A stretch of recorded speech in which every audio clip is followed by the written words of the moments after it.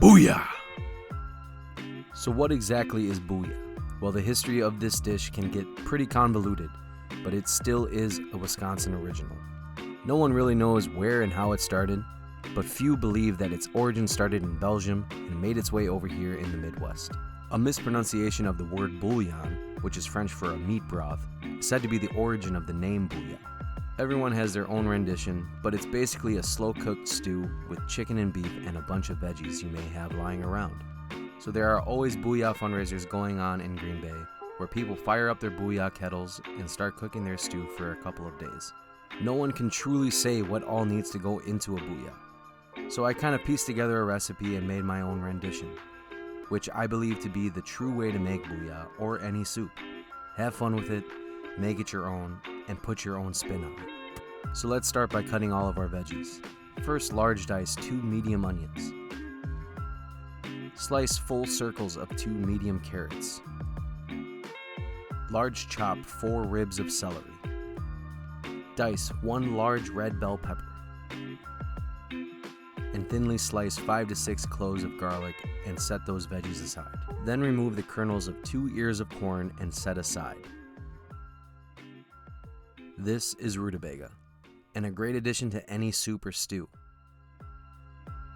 You first cut both ends of the rutabaga off, and going around the perimeter of the rutabaga, you will slice off the waxy skin. Cut the rutabaga in half, and then slice each half into 1/2-inch sticks.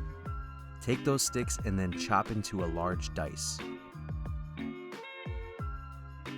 Then large dice 1 large russet potato.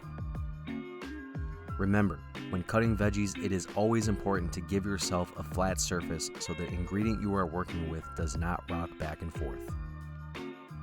On to our meat. I'm using about 1.5 pounds of boneless beef short rib. Season liberally with salt and black pepper. Repeat the same process with 2 chicken thighs and 2 chicken legs. Dark meat only, please. Fat means flavor.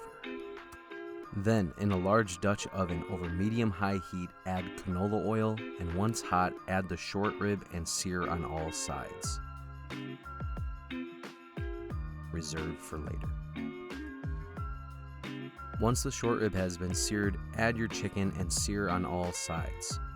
Once seared, remove from the pot.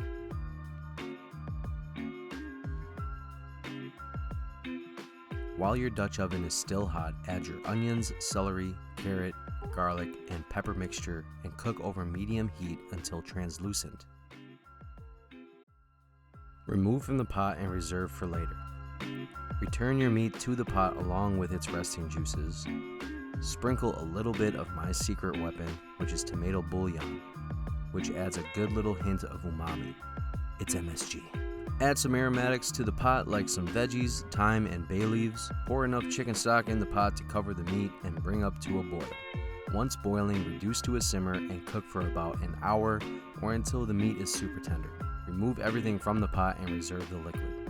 Add your large diced rutabaga and potatoes and season with a little salt. Add your reserved cooking liquid and bring to a simmer and cook until the potatoes and rutabaga are just al dente.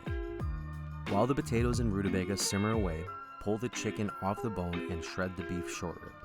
Once potatoes and rutabaga are tender, add your pulled meat and reserved veggies. Bring back to a simmer.